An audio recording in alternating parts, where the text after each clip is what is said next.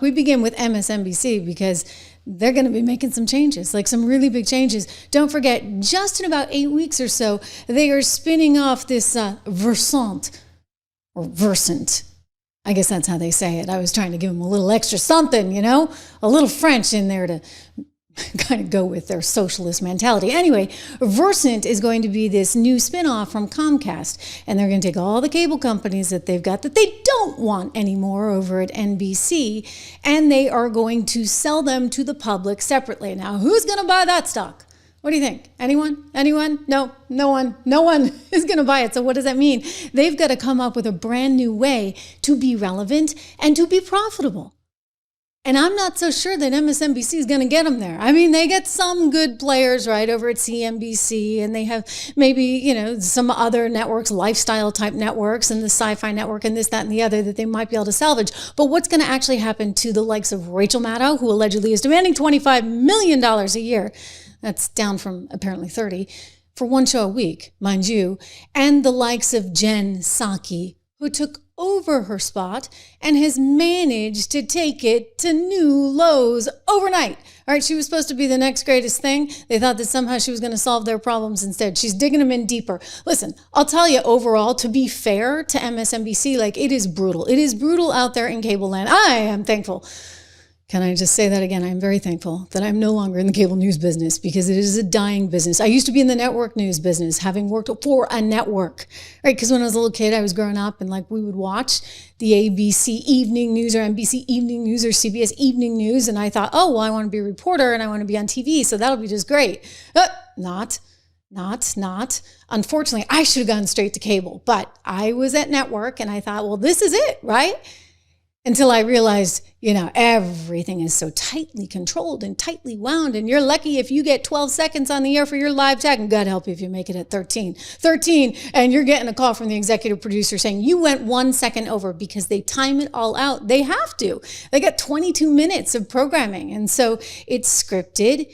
It's tightly wound. And you can feel it, right, as a viewer on the air. So forget network. That's over. Then along came cable. By the time I got to cable, I was like, well, this is great. You know, we actually have a little bit more freedom here. Granted, even that is very, very strict and very, very scripted and very, very layered with lots and lots and lots of management and people that think they're very important and they're going to tell you what to say and how to say it. Well, that's no good either, let me tell you. Having survived all of this, and this is what we're about to see happen with network news and cable news outlets. This is the product of it because all of a sudden, what comes on the scene but streaming. And this is basically taking huge numbers and huge share away from the cable companies. So it might have worked 5 years ago to pay Rachel Maddow $25 million. It doesn't work now. It doesn't work, the profitability. And let me tell you, when they become Versant and they get spun off and they have to actually stand on their own 2 feet, it's really, really not going to work. And again, all the ratings are bad. I mean, like even Fox is not looking great. And Fox is by far the best of the bunch. But then you get to MSNBC and you're looking at, gosh, a really brutal month in August, okay? Compared to July, MSNBC was down 9% in total viewers, down 11% in the key demo in prime time. I mean, if you compare it with June, it was even worse because they were down 57% in total viewers, down 71% in demo. I mean, like, I don't know how you do that, right? If these were earnings, you'd be in a lot of trouble. And like, this is going to matter, right? Because this controls ad rates. And if you factor in the reality that 1, you don't have the ratings anymore, and 2, the viewers don't trust you anymore. Of course, they kind of go hand in hand. And 3, the industry has changed so massively, then I don't know how you're going to be able to command much of a premium to pay these talents. So you got a couple different scenarios in front of you, right? You get rid of the costly ones like the Rachel Maddows of the world, and maybe you double down on some wallflowers. I mean, they've got that woman that I can never remember on at 4 o'clock, right? With the long drapey blonde hair. That's one option. And you probably need to do something different with your primetime lineup. I don't think that Psaki, by any stretch of the imagination, is going to cut it. You know why? Nobody wants to watch Psaki. Nobody wanted to watch her when she was stumping for Biden day in and day out. lying for Biden day in and day out. And you look at the new numbers and my gosh, they're definitely not watching now. These are brutal. These are absolutely brutal numbers. I mean, I shouldn't laugh, right? I really should. It's no better at CNN. CNN is a total disaster too. And there's a reason for that. We're going to talk about the bias at CNN coming up. Media Research Center did a study and it's unbelievable. Their most successful show, which is the one that put Scott Jennings on the air because he actually has a backbone and like will fight back.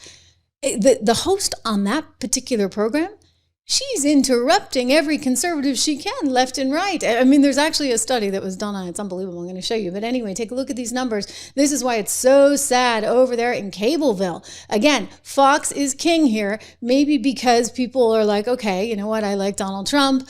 I actually feel like Fox is clued in. They're plugged in. They know what's going on. You also had some breakouts in some new networks like News Nation is doing okay. My old employer, Fox Business, seems to be doing okay, beating CNBC, by the way. But the top three dogs here for the news business are really suffering. And you look at those numbers and heck, I got to tell you, we're doing more here right on the little Trish Regan channel, on the Trish Regan show than these guys are doing any given day over on cable. Isn't that amazing? It's just like amazing. And by the way, like recently, this has just sort of started to pick up within the last 6 months. I'll go somewhere and somebody will say to me, hey, I know you. I listen to your podcast. I watch your podcast every day, right? And I'm like, wow. Like, do you know me from cable? Because, you know, I did work at CNBC and Bloomberg and Fox and all this. And they're like, no, never saw you on cable. I'm like, yes, we are triumphing here. Please make sure you subscribe, share, like, all that good stuff. Be part of this as we grow to 1 million subs. We're getting really, really close. They don't make it easy, though, I'll tell you. The closer we get to 1 million, the harder it feels like it is. So much for compound returns on our subscribers. Anyway, the point on this network is it is a disaster and there's going to be some survivors. I'll give you a clue as to who will survive this ordeal. Here we go. We will become MSNOW, which stands for My Source for News, Opinion, and the World. And look, Andrew, they even have a graphic up. I like it. There it is. Actually, the new logo. It looks very sporty. Survivor, as is the wifey. Okay, so the Morning Joe show, if you notice, they've really started to change their tune. Their numbers still aren't there, but they've started to be less anti-Trump. They're trying to like offer a path forward for the Democrat Party. So, you know, they know which way the wind is blowing. They're the ones that went down there to Mar-a-Lago right after Donald Trump won. I mean, Joe Scarborough showed up in a suit and tie for the first time in like years at work the next day. So, you know, it's a new day, it's a new dawn, and they get it. But then you've got the others, like the one that used to work for one Joe Biden, who's just never, ever going to be able to figure this out, Jen Psaki, because she does not, dare I say, have talent. You see, you actually do need to have just a little bit of talent to get on there, on camera, and actually tell a story and have people be interested and want to watch. They kind of have to like you. Or if they don't have to like you, they have to hate you. Right? They have to have something. But when you put somebody on who doesn't command any kind of presence, and there's plenty of them on MSNBC, then you're not going to get the ratings. It's actually not that hard. But apparently this new person in charge, Rebecca so-and-so, who got rid of Joy Reid, good move for her. That was smart. Don't get me wrong, that was a good move. But she's then sort of tried to rebrand it with a whole host of other characters, none of whom are commanding enough to really be worth tuning into. Not to mention, let's be honest, I mean, these people lied to you. And I think that starts to catch up with them, shall we say. Really and truly. I mean, this woman especially, okay? So little Peppermint Patty there, who used to be on the stump every day, you know, just shilling for Biden, carrying his water, lying for him over and over and over again. Do you really think the public is going to trust her? After everything we went through, I mean, the Democrat Party itself had to get rid of Biden. He's was no longer a candidate. They had to put poor Kamala Harris, a sorry excuse for a politician, you know, forgive me, has nothing to do with her being black. It has nothing to do with her being a woman, and everything to do with, again, not somebody I'd put on TV, let alone run as a candidate. She can't even string a sentence together. For goodness sake, she needs CBS to edit the heck out of her in order for her to make sense. Well, they got Jen Psaki in there, who, I'll give her this, was a heck of a liar. I mean, she did a really good job lying for Biden over and over and over again. But I don't think that that's what the public wants. even Democrats, even liberals, they actually do want some truth. And so right now she's out there continuing to lie, or if she's not lying, she just doesn't understand the direction the country's going in. For example, the other night, what did she say about Trump's polls? I mean, this expired within 12 hours. We may never know why Donald Trump suddenly spent a week hiding entirely from the American public. But you don't actually need baseless online conspiracies to explain why he might not want to show his face in public right now. I mean, for starters, there's the polling, and boy, is it brutal. Brutal. Well, sorry, Jen. Donald Trump just had the highest polling numbers he's ever had. Like, by the next morning, your little monologue was obsolete. Because again, you just can't really, I guess for whatever reason, get a feel of which way the wind is blowing or what direction we're going in. I give your morning show hosts credit for that. Now, they may not be the most truthful, right? Because I do believe that it was one Joe Scarborough who told us this was the best Biden ever. So they all have kind of a lying problem, but they do kind of have a feel for the direction of where things are heading and where the country is. And the reason why nobody likes Democrats anymore, or anyone in the Democrat Party. I mean, like, look, I mean, any way you slice it, you get a Democrat Party that looks like it's going extinct. You ask that Harry guy, you know, one that actually does have personality over on CNN, and his words were, the Democrat Party brand is now garbage. Okay? Garbage. Like, no one wants to be a Democrat. You look at all the new numbers of registrations, everybody's registering as a Republican. And here we go. No sooner did Jen say that than Daily Mail comes out with its poll with a partnership of JL Partners, which showed us that Donald Trump has now the highest approval ratings ever for him in history. Like, this is historic. It's like, you know what? If she were a business reporter, people often say this about Jim Cramer, my former colleague over at CNBC. Like, if Jim tells you to buy a stock, sell it. If Jim tells you to sell a stock, buy it. Because he's always wrong. It's kind of like that with Jen Psaki. If Jen is telling you the polls are the worst you've ever seen, she's probably wrong. And sure enough, here she is, totally wrong. The president is now tracking at a 55% approval rating per this new poll, 45% disapproving. But, quote, James Johnson, who did the poll, says this is the highest approval figure we have ever shown for Donald Trump. I mean, that's a big deal, okay? It's a really, really, really big deal. And people are excited because why? Well, he cares about being tough on crime. It's really not that hard to figure out, guys. I mean, the Democrats are so foolish. They get themselves boxed into a corner where they're trying to sit there and tell you, oh, but it's really not that bad in DC, and it's really not that bad in Chicago. I'm sorry, have you seen the murder rates in any of these cities? You guys want to look a gift horse in the mouth. You don't want to actually accept federal help and federal dollars, by the way, to have more police officers there, National Guard on your street. Well, then it doesn't really seem like you're on the side of the people now, does it, very much? Here is the Trump approval rating. Interestingly, this also kind of tracks with what we saw on tariffs, right? Remember, you know, the day that he announced the tariffs and the markets went crazy and everybody was kind of freaking out. And you see a huge decline in his poll numbers. And then all of a sudden, this has been an upward trajectory. And you can tie this to two things. One, of course, the markets have been doing very well. The economy has stabilized. Look, in the second quarter, we grew 3.3%. I know today's jobs report wasn't ideal. We'll talk a little bit more about that later. I think it has a lot to do with AI and productivity gains, et cetera. But look at this sweeping upward curve. And that's directly attributable to one thing. People like how tough he is on crime. So when Jen Psaki sits there and says his polls are bad and people don't agree with this crime thing, she's just lying through her teeth again. And people know she's a really, really, really good liar. And that is why Jen Psaki is likely going to be gone. I mean, I think they'll keep her on in some way, shape, or form because she's got a valuable Rolodex for them.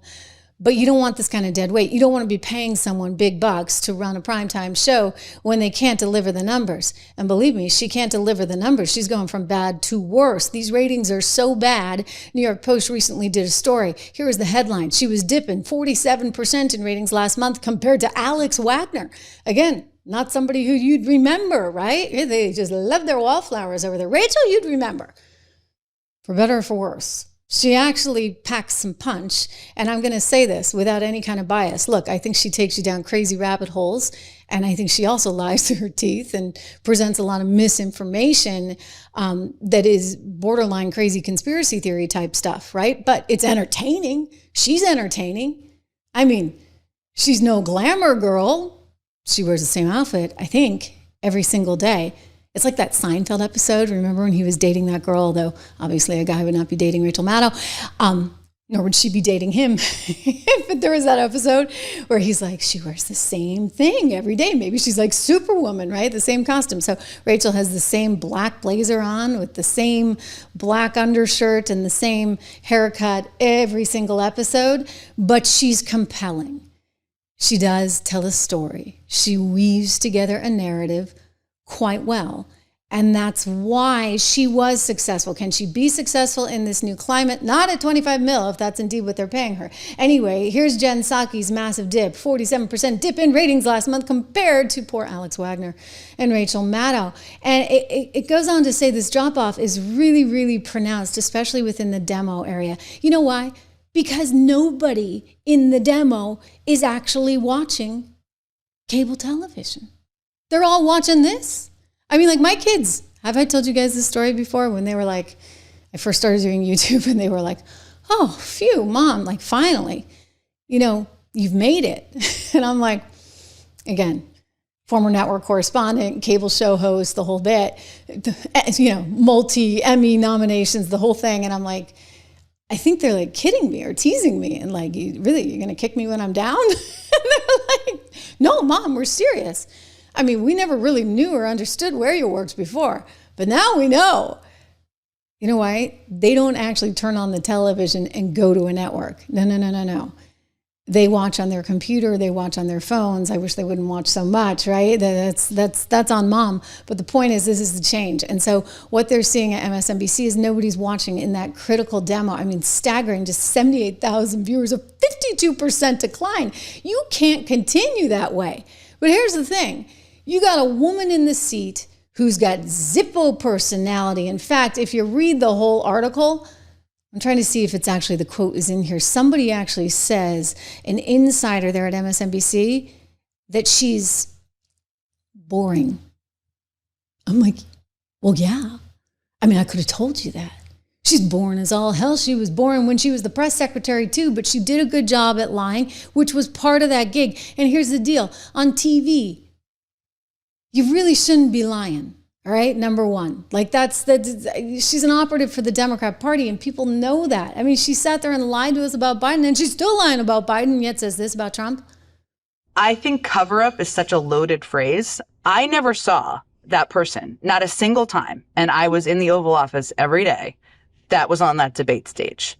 I'm not a doctor. He was a person who told a very long story in the Oval Office, but that was the case 30 years earlier, right? So how do you differentiate? I don't know. Cover up is a very loaded term. It's a bit of a dangerous term. He had been basically absent from the public eye since last Tuesday.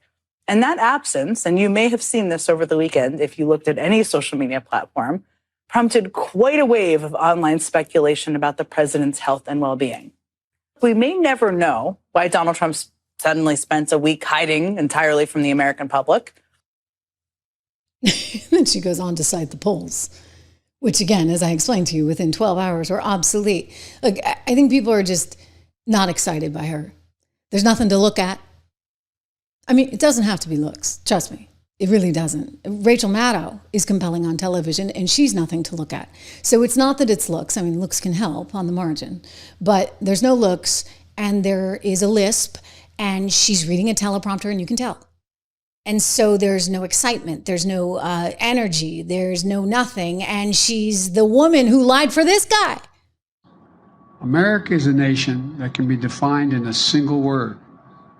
I was going to excuse me. America is a nation that can be defined in a single word.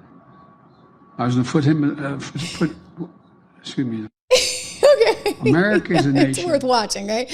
Okay, so poor Jen. I don't believe that Jen will actually make it through this. I think she'll be fine as a contributor, but I think that they're going to have to do some kind of switcheroo. And they do have talent there. You know what? I'll give you an example of somebody who I don't think on a personal level is necessarily all that, without disclosing too much, all that wonderful. But she's a little more exciting on TV.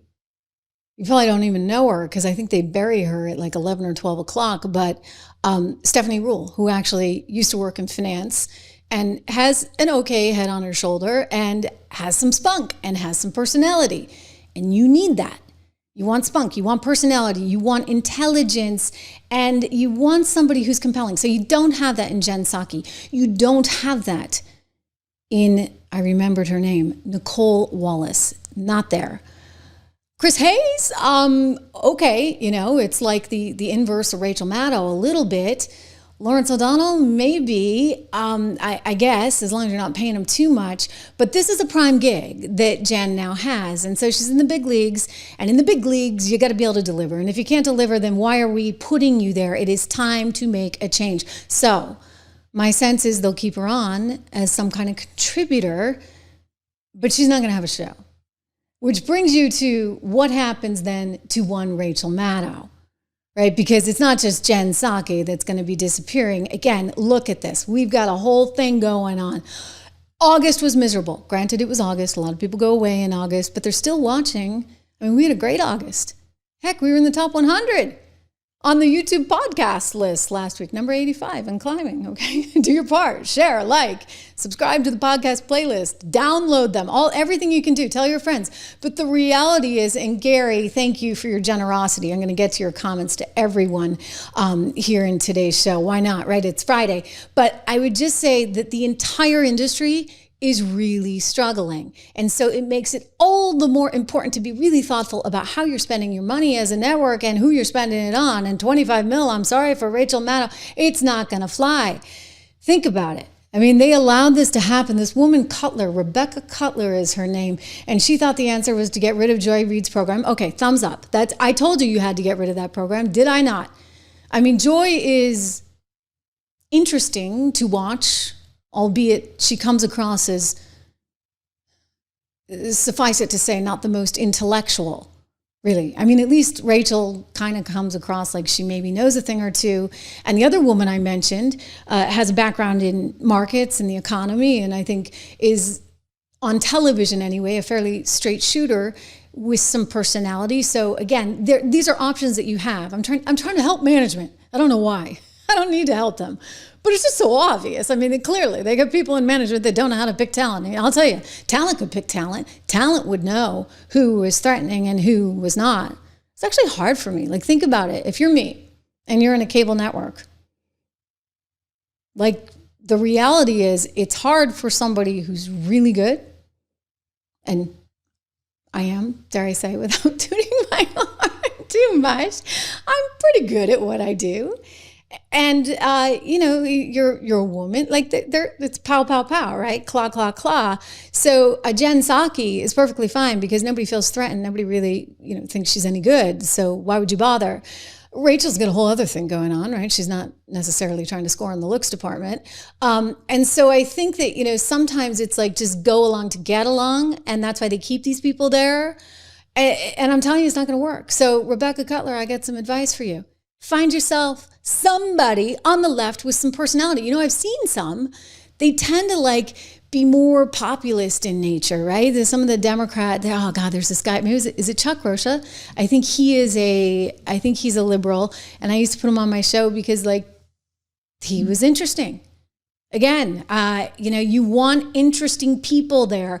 They canceled the readout, which was smart because it was just a very sort of dumbed down show that was very obviously lots of race baiting, lots of hate that would come through on the screen, and nothing to back it up. I mean, at least Rachel tries, right, to back it up with statistics and stuff. So Joy Reid was a smart decision. But I'm telling you, this woman, Rachel, cannot continue to collect $25 million. Shareholders aren't going to stand for it when there are no numbers to support it. I mean, how is she going to earn her keep? Let me ask you. I think we just learned over at CBS that, if you're losing $40, $50 million a year on a show, you're probably not going to keep it going, which is what Stephen Colbert was doing. You're losing at least 25 mil and a whole lot more, whatever it costs for the staff, for Rachel Maddow. So you got to pull the cord or cut the cord or do something, because this woman is not doing it. The bottom line of this dossier, the bottom line allegation, the point of it is that the Trump campaign didn't just benefit from Russia interfering in our presidential campaign. The point of this is they colluded, they helped, they were in on it. This is kind of a real story. The connections between the Trump servers and the Alpha Bank servers were real. They were covert communications that someone was trying to hide, that the Trump organization and Alpha Bank appear to have been trying to hide. Now we know that the vaccines work well enough that the virus stops with every vaccinated person. A vaccinated person gets exposed to the virus does not infect them. The virus cannot then use that person to go anywhere else. It cannot use a vaccinated person as a host to go get more people.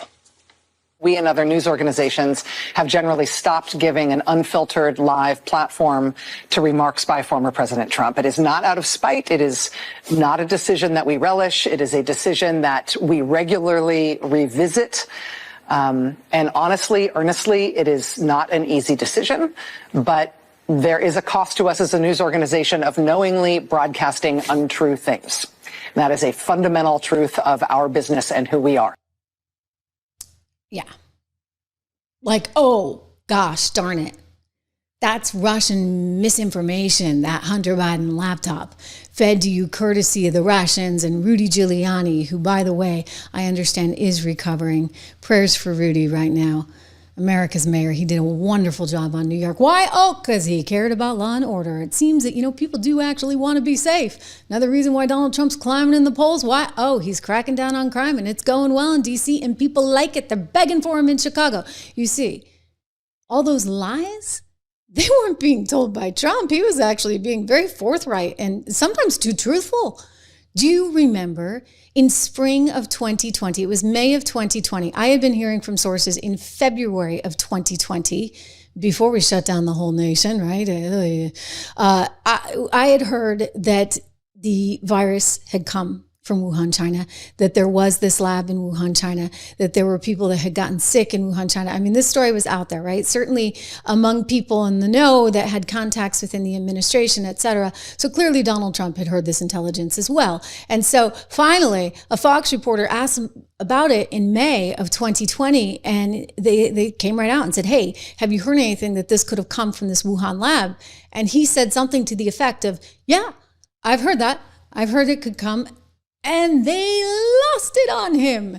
I mean, all of a sudden, he wasn't allowed to be on the air anymore. And I'll tell you, full disclosure, when I worked at Fox, same deal. Like, they'd be like, you can or cannot take Trump with this, rally he has tonight. They really would. They were so afraid. And it's like, guys, like, who's telling the truth here? It turns out Donald Trump was telling the truth, and it was the media and the deep state that were lying. And so there's this tremendous bias. People are over it. And I'm just telling you that this network is going to have to reinvent itself. All these networks are going to have to reinvent themselves. Again, Fox, the best of the bunch here. Maybe they'll continue to print money for a little while, but I'm not sure what happens to the rest. I'm really not. Like CNN, disaster. Disaster. We're going to get to it. Okay, MSNBC, clearly a disaster.